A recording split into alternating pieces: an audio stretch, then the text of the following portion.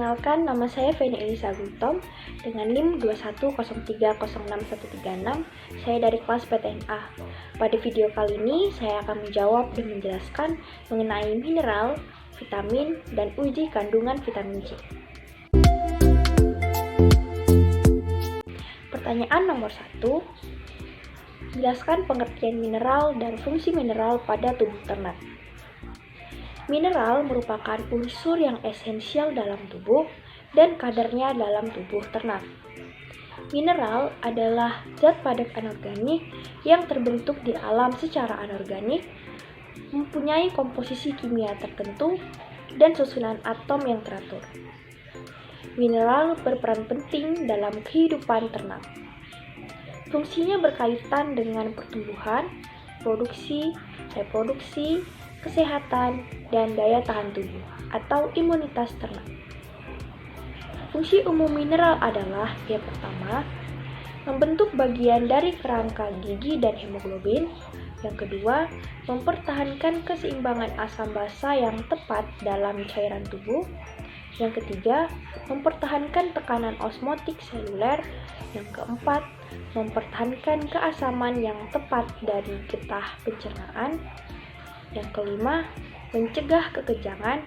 Dan yang keenam, mempertahankan kontraksi yang tepat dari urat daging. Kemudian, pertanyaan nomor 2, jelaskan mengenai fungsi mineral mikro dan makro pada tubuh ternak. Fungsi mineral makro dalam tubuh ternak, yang pertama, kalsium berperan dalam pembentukan tulang dan gigi, pembekuan darah, kontraksi urat daging, dan 12% terdapat dalam air susu. Kemudian yang kedua, fosfor berperan dalam pembentukan tulang dan gigi, metabolisme energi, bagian dari DNA dan RNA, 0,09% terdapat di dalam air susu. Kemudian natrium berperan dalam keseimbangan asam basa, osmoregulasi, transmisi syaraf. Yang keempat, klorida berperan dalam keseimbangan asam basa, osmoregulasi, dan sekresi cairan. Lalu kalium berperan dalam keseimbangan asam basa, osmoregulasi, eksitasi syaraf dan otot, kemudian aktivator enzim. Lalu magnesium berperan dalam pembentukan tulang, aktivator enzim untuk metabolisme karbohidrat dan lipida. Lalu mangan sebagai aktivator enzim, pembentukan tulang, dan pertumbuhan. Kemudian, fungsi mineral mikro dalam tubuh ternak yaitu zinc berperan dalam komponen dan aktivator enzim, penyembuhan luka. Kemudian yang kedua, ferrum sebagai pembentukan hemoglobin dan bagian dari sistem enzim.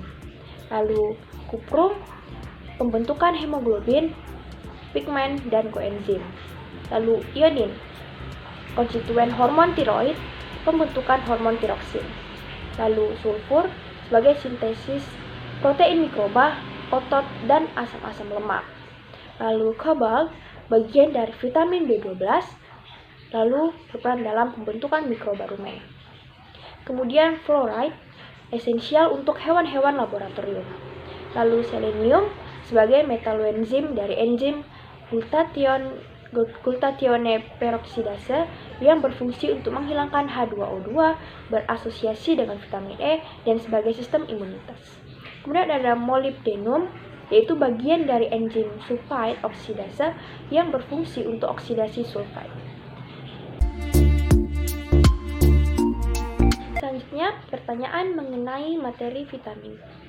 Pertanyaan nomor 1, jelaskan pengertian vitamin.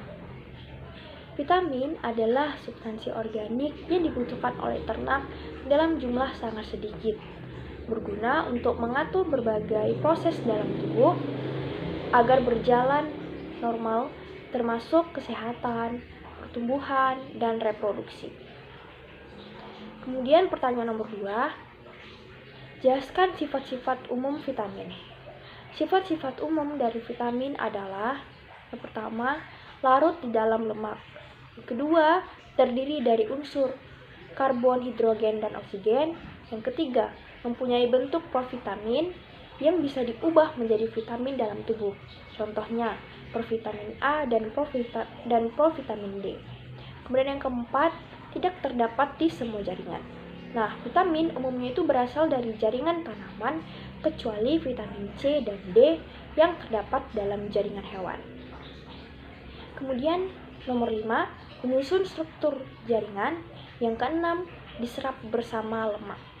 Nah, vitamin larut dalam lemak itu diabsorpsi dari saluran pencernaan bila ada lemak. Faktor-faktor yang dapat meningkatkan penyerapan lemak adalah ukuran partikel atau adanya empedu yang dapat meningkatkan penyerapan vitamin yang larut dalam lemak. Kemudian nomor 7, diserap bersama lemak. Nah, vitamin yang larut dalam lemak itu disimpan pada deposit lemak dan penyimpanannya akan meningkat dengan meningkatnya konsumsi vitamin larut dalam lemak. Kemudian ke-8, dikeluarkan melalui feses. Nah, vitamin larut dalam lemak diekskresikan lewat feses. Kemudian, sifat umum selanjutnya yang ke-9, kurang stabil. Ini dapat dipengaruhi oleh cahaya, oksidasi, dan lain-lain. Kemudian sifat yang ke-10, secara fisiologis, vitamin yang larut dalam lemak itu dibutuhkan dalam pengaturan metabolisme. Kemudian pertanyaan nomor 3, jenis-jenis vitamin dan fungsinya pada tubuh ternak. Nah, yang pertama, vitamin A. Semua hewan membutuhkan vitamin A. Vitamin tersebut tidak terdapat di dalam tumbuhan. Sebagian vitamin A melainkan sebagai prekursornya yaitu karotin atau lazim dinamakan provitamin A karena tubuh dapat mengubahnya ke dalam vitamin aktif. Proses konversi provitamin A menjadi vitamin A terjadi di dalam sel mukosa usus halus. Defisiensi dapat dijumpai apabila penyerapan lemak menurun, empedu tidak ada. Secara umum, fungsi dari vitamin A adalah memiliki 3 peran penting di dalam tubuh, yaitu pada mata, epitel, dan tulang. Kemudian jenis vitamin yang kedua yaitu vitamin D. Vitamin D memiliki beberapa fungsi. Fungsi yang pertama, membantu proses absorpsi kalsium dan fosfor dari saluran pencernaan, dan selanjutnya mengatur konsentrasi kalsium dan fosfor di dalam darah. Fungsi kedua, proses reabsorpsi berperan dalam proses vitamin D berperan dalam proses reabsorpsi fosfat pada ginjal untuk mengatur konsentrasi kalsium dan fosfor dalam darah. Fungsi yang ketiga, deposisi berperan dalam pembentukan tulang dengan jalan mempengaruhi deposisi pada materi tulang. Akibat utama defisiensi vitamin D adalah terbentuknya tulang yang abnormal. Nah, biasa terjadi pada ternak muda yang biasanya terjadi rakitis, dan bila ternak dewasa itu terjadi osteomalacia. Osteomalacia terjadi pada ternak dewasa yang tulang-tulangnya sudah tumbuh sempurna, akan tetapi defisiensi vitamin D, kalsium, dan fosfor. Rakitis terjadi pada hewan muda yang sedang tumbuh yang metabolisme kalsium, fosfor, dan vitamin D-nya terganggu dan terjadi tulang yang tidak sempurna. Jenis vitamin selanjutnya ada vitamin E.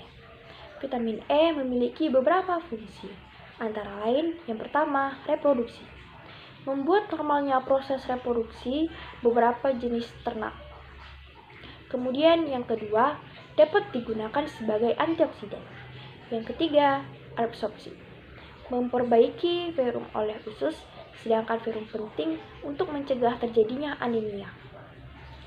Jenis vitamin selanjutnya ada vitamin K, di mana vitamin K merupakan senyawa yang penting pada proses koagulasi darah.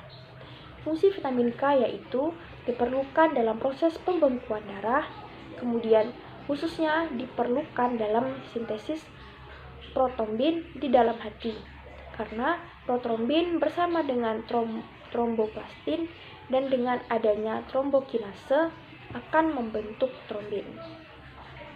Dengan adanya trombin, maka fibrinogen akan berubah menjadi fibrin. Fibrin inilah yang sebetulnya diperlukan dalam proses pembekuan darah.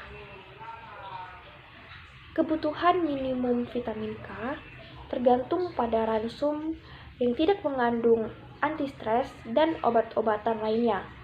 Akan cukup bila dalam ransum mengandung vitamin K sebanyak 0,6 mg ransum. Dalam keadaan stres atau terserang kokidiosis, berat ayam membutuhkan lebih banyak vitamin K. Dalam keadaan demikian, dibutuhkan 8 mg atau per kilogram ransum. Halo semuanya, perkenalkan nama saya Feni Elisa Butom. Kali ini saya akan melakukan uji vitamin C pada buah-buahan dan hijauan.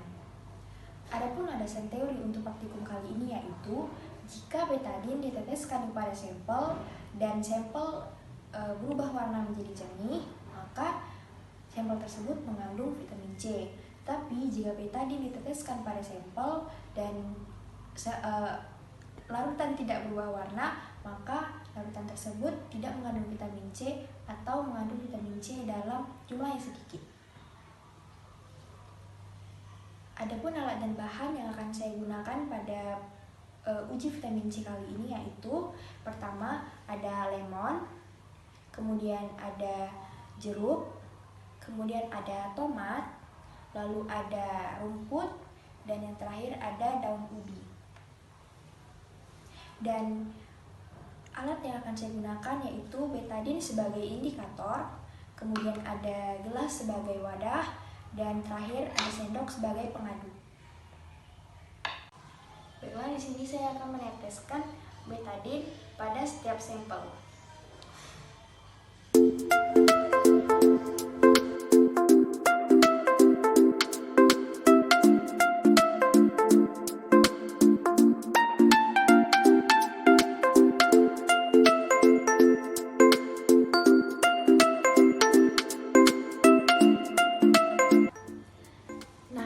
Diaduk, maka dapat diperhatikan bahwa warna lemon ketika dicampurkan dengan betadin tidak mengalami perubahan warna yang signifikan atau tetap berada pada warna yang jernih. Kemudian jeruk juga tidak mengalami perubahan warna yang signifikan atau tidak terpengaruh dengan warna betadin. Kemudian tomat, warna sampel tomat berwarna kecoklatan ketika dicampurkan dengan betadin. Kemudian ada rumput, warna rumput sangat berubah ketika dicampurkan dengan betadin ataupun warnanya terpengaruh dengan warna betadin. Dan yang terakhir daun ubi, warna daun ubi ketika diteteskan dengan betadin tidak jernih atau warnanya menjadi kecoklatan ketika dicampurkan dengan betadin.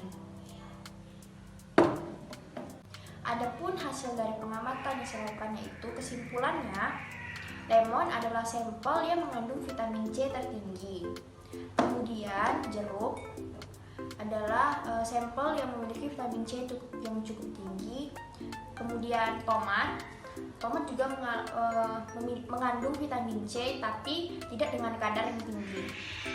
Kemudian daun ubi juga mengandung vitamin C tapi tidak dengan kadar yang tinggi. Dan yang terakhir rumput tidak mengandung vitamin C. Sekian uji vitamin C yang saya lakukan, kurang dan lebihnya mohon maaf. Terima kasih.